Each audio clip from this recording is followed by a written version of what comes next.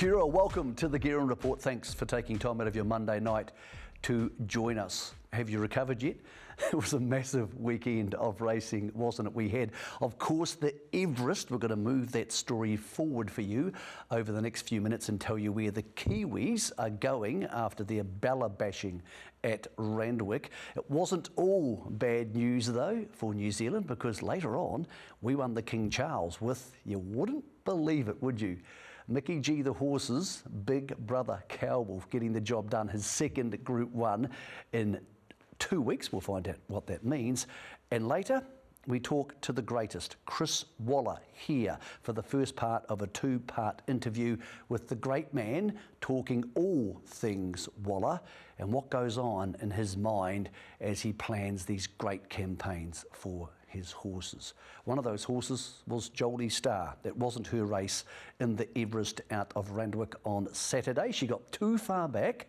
She ran on really well, but it was a race dominated by those up on the speed. So congratulations to the Bella Nipotina connections. But at this time of the year, very quickly, we move on. That's her back on the inside in the Cambridge stud, Brendan and Joe Lindsay colours. She's making the most ground inside the last 100 metres.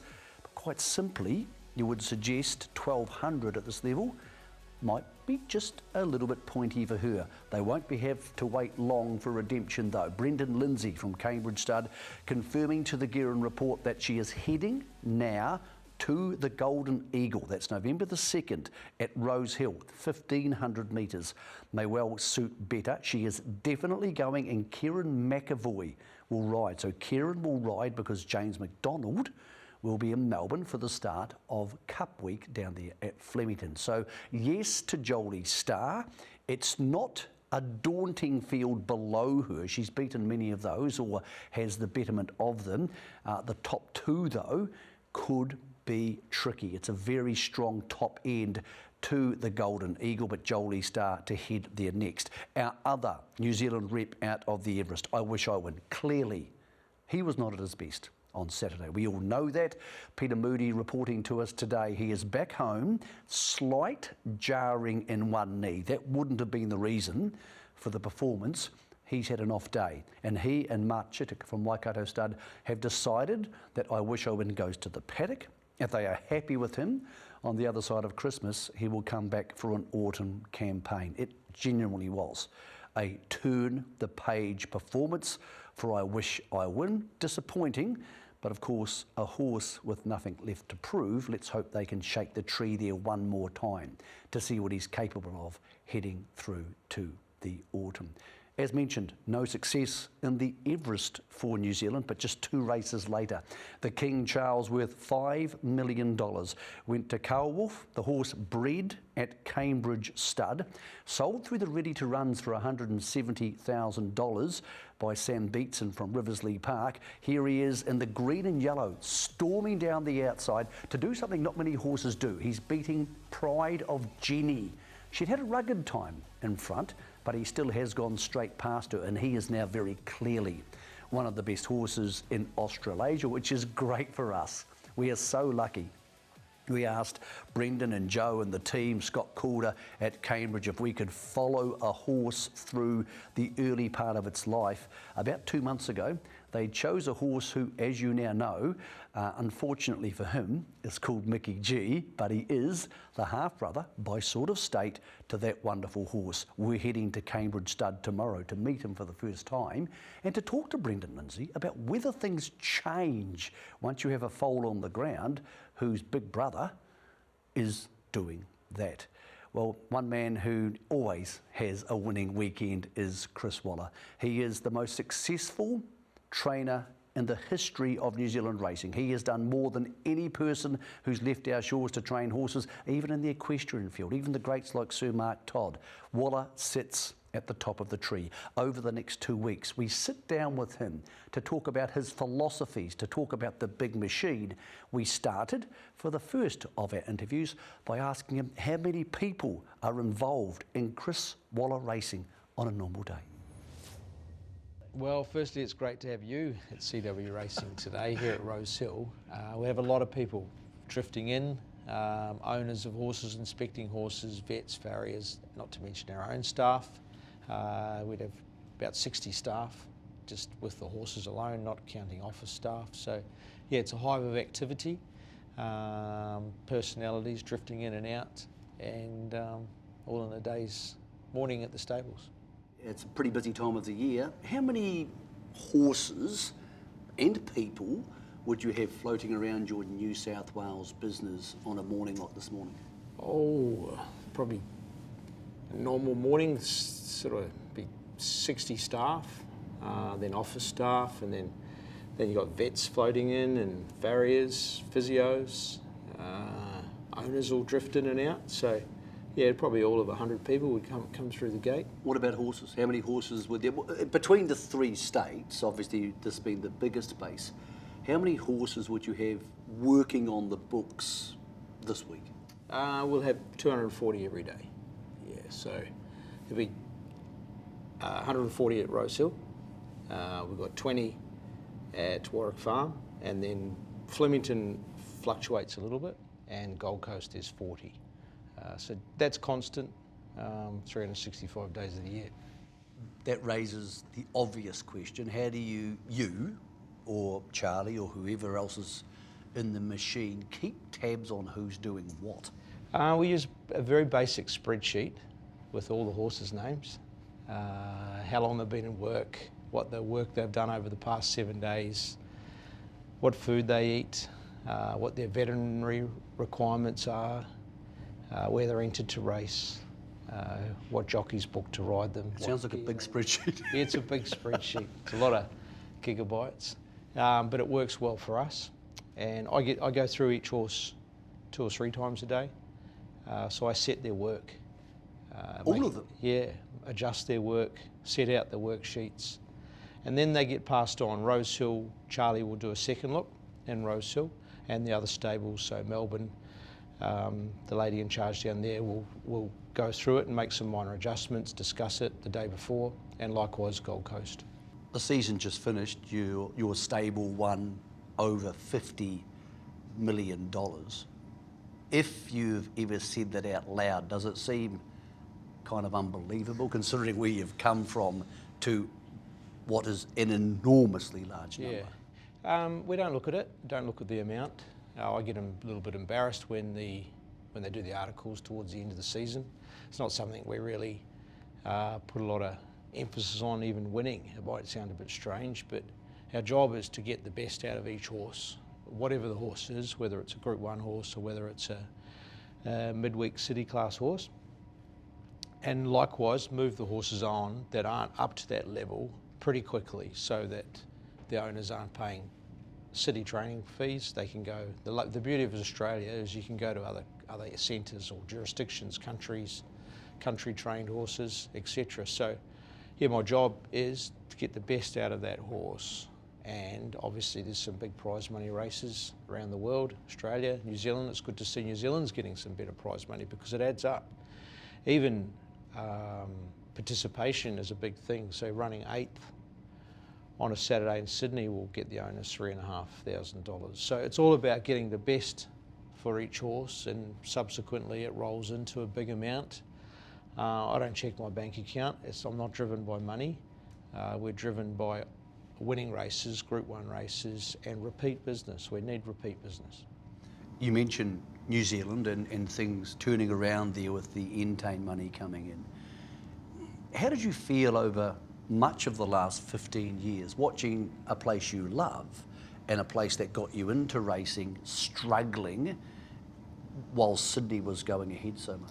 Yeah, the last 15 years I would have seen, first 5 years as well, I've made the right move to come to Australia, because it was tough seeing New Zealand struggle to the point 10 years ago you didn't think it could get much worse.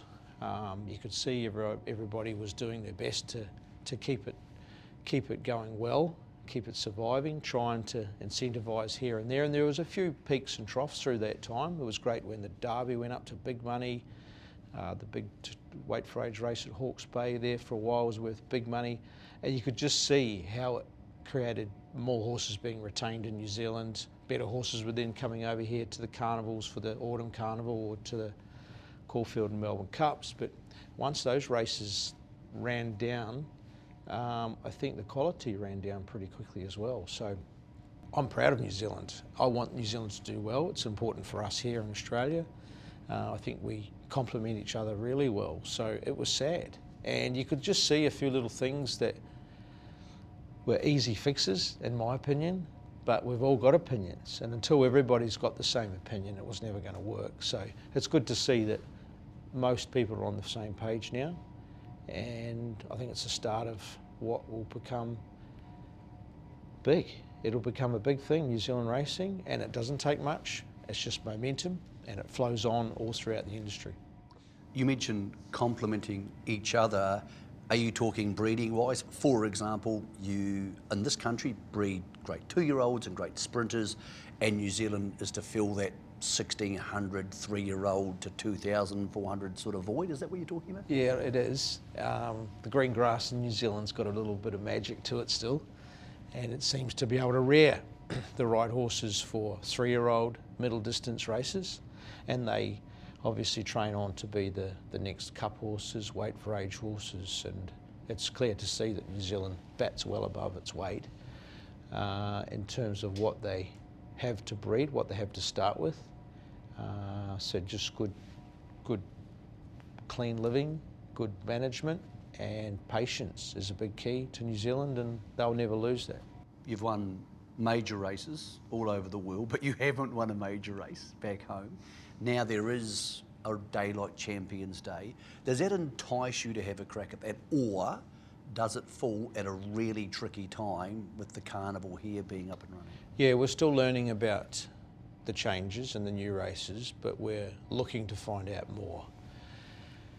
One thing that just puts me off a little bit about New Zealand racing is the early closing nominations. So it's so hard to predict 3 or 4 months in advance and to tell an Australian owner, look, let's nominate for the Guineas at Christchurch. You've got to nominate three months before, and it's just pay. But like in Australia, we'll have the Golden Rose and the Golden Slipper early closes in Sydney, maybe the Doncaster, a couple of other races, but it's like a month out. And I want to be able to go to New Zealand with a horse that, it doesn't quite suit Melbourne or Sydney this week, but there's a race in New Zealand in 2 weeks' time. I want to be able to nominate and run. So I think once they wake up to that, and there's a few of those races, I think you'll see a bit more participation from our stable and from Australian trainers. On a morning like this morning, beautiful day at Rose Hill, what's your favourite part of this morning, from the time you get to the stables to the time you get in your car to go home? What do you like about it the most? There's good parts of it. I get there first thing. And What's first thing? about 3:45. That's first thing? Yeah. Okay, that's first.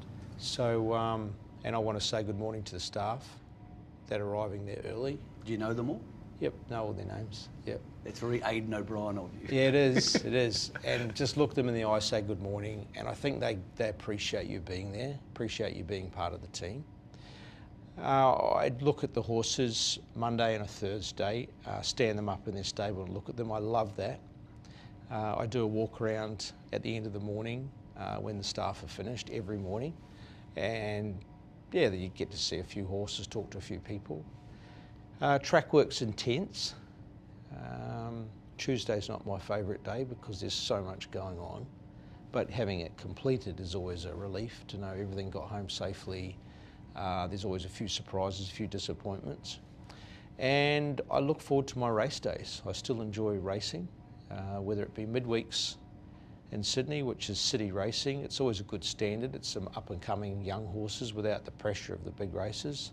And then Saturday racing, 52 weeks of the year here in Australia, has always got a good buzz, good atmosphere, massive population in Sydney. In 10 years' time, there'll be 10 million people living in Sydney. And that's why it's important to have a good representation with racetracks. So retaining Rose Hill's important, but Rose Hill, Randwick are our feature racetracks, and we're going to attract a lot of people. You mentioned the work of a Tuesday morning, for example, and we've all seen the pressure that comes with running this many great horses and the great races. Is being Chris Waller fun? No. No, no, it's not. It's intense. Very intense. Sacrifices to family, sacrifices to friends, and yeah, time management has to be pretty sharp.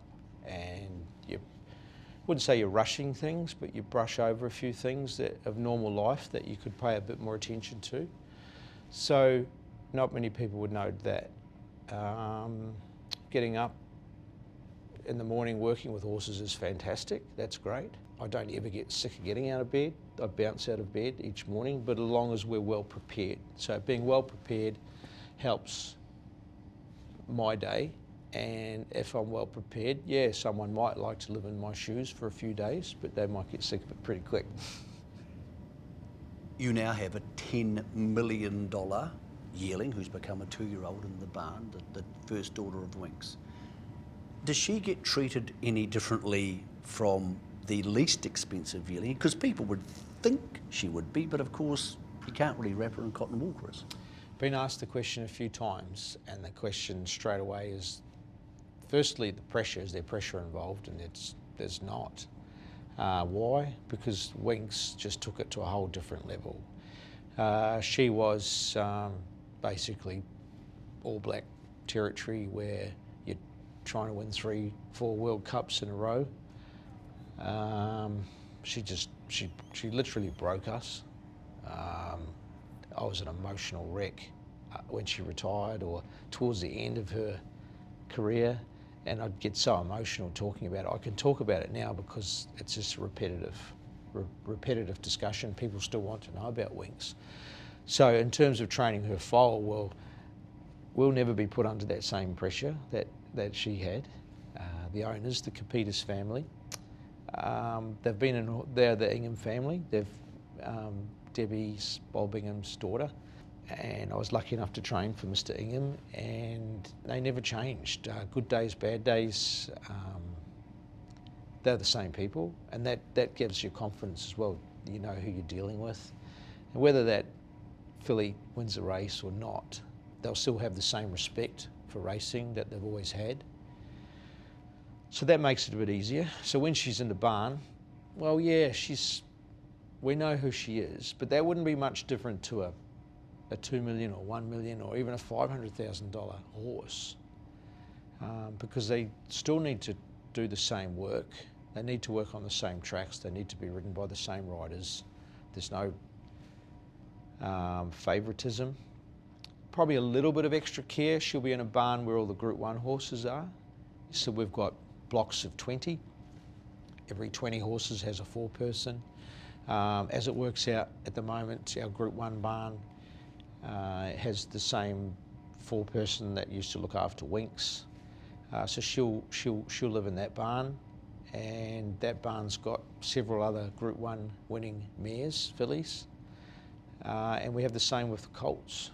But right next door is the next wave of horses, and so fillies are kept separate, boys are kept separate, a few geldings here and there, more so in the colts barn. But yeah, it might be a $10 million 2-year-old, and there might be a $50,000 2-year-old next to it.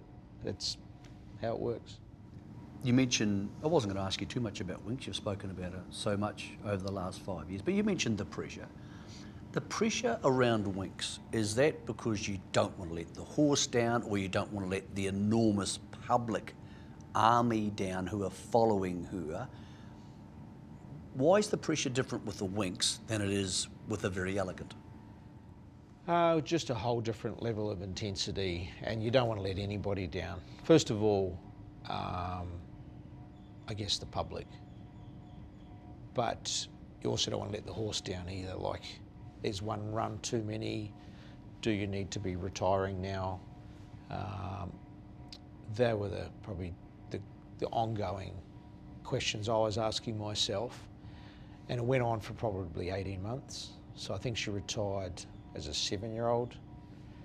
So that sort of 6-year career, or that 6-year campaign going into a 7-year campaign, you were asking those questions. But yeah, first and foremost, she didn't want to let the people down that were coming to watch her. They thought she was a champion and she deserved to retire as one. And you didn't want to muck it up in terms of getting beaten and being greedy. Simple as that. There's so much pressure and of expectation to look after the horses, and over racing them is often a question. And yeah, longevity and retiring sound is so important. So that was the only pressure, and it was good that she delivered. You and I grew up in an era of McGinty, Bone Crusher, Kingston Town, a little bit later Sunline. How do you think those horses compare to the modern horses? Because looking back, they seem tougher. I'm not sure they were, because Winx won so many Group 1s. But there's a romantic sort of feel about those horses. How do you think the modern day champions compare to those horses? Because some people would say the modern day horses are a bit softer. Winx obviously being an exception with all those Group 1s. It's a hard one to compare, and I shouldn't be commenting on it because I didn't work with those horses and have got no idea really. But I'll pick out a horse like Bone Crusher, or in Kingston Town. I've sort of followed Bone Crusher's career and looked back on what the Richies did with him. And I think he might have raced down the bottom of the South Island. Wingatui. Yeah. Went down there to race for one race. Yeah, I think he raced at Canberra once. The Queen might have been coming out to Canberra. Went to Japan. Yeah, start off in New Zealand, do all the travelling. Like, that's a big deal. They didn't have the prize money we have now. And that was the case with Kingston Town. Like, I think he might have raced in Perth. And they would race at every carnival because they needed to. A Group 1 race might have been, say, 50 to 100,000. And there'd be a 100,000 race on in Perth, so they'll go to it. And it was more than 100,000. So with Winx, she only used to have, I think, 3 races in the 3 or 4 races in the autumn. She used to have about 7 races a year, because they were massive prize money, and we weren't sort of driven as much by prize money. We were driven by making sure she was well placed. So she'd have 7 races. She'd have 3 or 4 races, have a holiday. She'd have 3 or 4 races, have a holiday. And that's how it was. So sounds like a good life. Yeah. So compared to the older brigade, the previous generations, every dollar counted, and they were paying for all the other horses in the stable and going back to Farlap, like that was in the Depression. And I think he might have raced 3 times at Flemington Cup Week, once if not twice, if not more, because they needed the money. I'm not going to ask you who your favourite horse is, that would be redundant, but what about favourite wins? I'll give you one Winx one and then a non-Winx win. What would be 2 that come to mind most instantly when I ask that question? So the Winx win would be her first Cox Plate. Why the first? People would think the 4th. Because it was Huey and my first major, yeah. Which gets me emotional talking about it. It was a big deal, big deal. We'd won Group 1 races, but we hadn't won a real major, yeah, and we both dreamt about it. Like a test match for a football player, cricket player? Yeah, it was a cap, yeah. Got a lot of caps now. You've got a few. But it was a big deal, and she didn't just win it, she just stamped it herself. But Winx is well clear from Criterion and Highland Rail. Winx kept going by Hugh Bowman. What a win! Winx is bolted in the Cox Plate by 4 lengths to Criterion. Highland Rail ran 3rd, Bornish A4. What about a non-Winx win? Yeah, it'd be the Melbourne Cup. That was pretty special, Very Elegant winning it. But Very Elegant at the 150. The darling of the turf has raced clear 3 lengths instead of those. And it's Very Elegant, 10 Group 1s, and now the greatest of them all, the Melbourne Cup. It's funny, I asked James the same question about big wins. And you're both Sydney boys now, and the Slipper and the Everest is gigantic, but is the Melbourne Cup just part of our DNA? It is, yeah. It's a race that stops the nation here. in Australia and in New Zealand, in my opinion. And it's in fact stopping the world. Everybody's focusing on it, and it was probably more after the race, like 1 minute after. But you couldn't be there.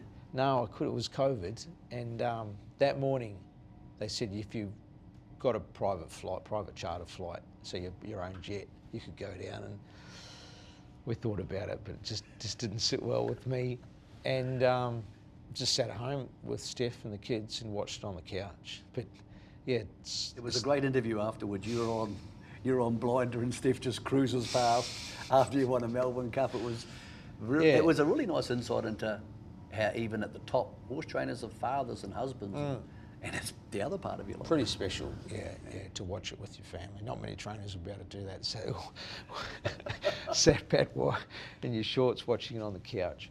So the second she crossed the line, the phone just did not stop for dead set days. James told me he had 1,000 messages the next day. Yeah. And it wasn't just sport, it wasn't just the local papers, it was everywhere. Every radio station, every media outlet, every newspaper, every country, they just wanted a small angle or just get a little piece of it. And yeah, it was just unbelievable. And that to me showed, wow, this race really does mean a lot to so many people, whereas the big Group 1 races around Australia and New Zealand mean a lot to racing, a little bit to sport, but the general population gravitate towards those 1 or 2 big races a year. And it might be the New Zealand Derby, and that's where you've got to have your signature race. In New Zealand, it might be the Kentucky Derby, it could be the English Derby, the Arc de Triomphe, the Melbourne Cups. They're all sort of seen in that same light. Isn't he a fascinating man, Chris Waller? So good to get some of those insights from him.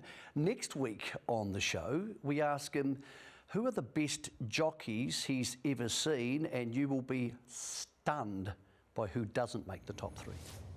Okay, I'm not going to ask you for one jockey because you've had everybody ride big winners for you. I'll give you 3. 3 jockeys. Who are the 3 best jockeys you've seen? In the flesh, of the modern era, of the ones that you know? The 3. ins and outs of 3. Give me 10. I'll tell you what, 3. I was only going to give you 1 about a week ago, but we've matured to 3. I think James McDonald will become one of, if not the greatest. He is still so young, and what he's achieved in such a short time, I think would be second to none for the same. He is likely to go to number 1. I'm going to leave him out of the top 3 though. Oh. Yeah. This will go down well when J-Mac watches. No, because I've just told him he's going to be number 1. He'll be fine. He'll be fine. He'll survive. Part 2 with Chris Waller next week here on the Guerin Report. It wasn't all fun over the weekend though. We were deeply saddened in the industry by the loss overnight on Friday of Jonathan Parkes, or Parksy as most of us called him. It was a tragedy, and there are plenty of other people in the racing industry who sometimes go through difficult times. If you do, there is help there for you. ontrack.org.nz, or ring your friends, or ring somebody and have a talk. To Parksy, we want to say thank you for the gift of letting us watch you ride. Thank you for the chats, even though I did most of the talking. We're sorry life was tough for you, and we're sad that you chose to leave. We are saddened by what happened over the weekend. To his family, to his friends, we are thinking of you. And to Parksy, rest well. The Guerin Report, back next week at 8 p.m.